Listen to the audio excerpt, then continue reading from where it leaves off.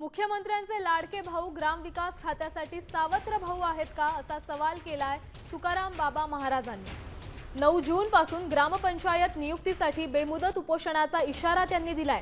मुख्यमंत्री युवा कार्य प्रशिक्षण योजनेअंतर्गत कर्मचाऱ्यांना ग्रामविकास खात्याकडून सावत्र भावाची वागणूक मिळतेय असा आरोप संघटनेचे प्रमुख तुकाराम बाबा महाराज यांनी केलाय। मुख्यमंत्री साहेबांनी घोषणा केलेली आहे की सरसकट मुलांना जॉब मिळणार, पण ग्रामपंचायतमधली जी मुलं आहेत त्यांना जॉईनिंग करण्यामध्ये विलंब आणि त्यासाठी स्थगिती त्यांनी सांगितलेलं आहे।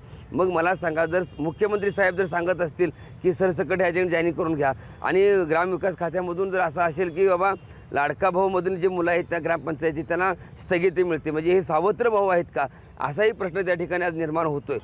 जे मुलं कामाला आहेत, ग्रामपंचायतचा पण जो मुद्दा आहे तो देखील जर मार्गस्थ नाही लागला तर ग्रामविकास मंत्री जे आहेत त्यांच्या दारामध्ये जाऊन भजन कीर्तन करू।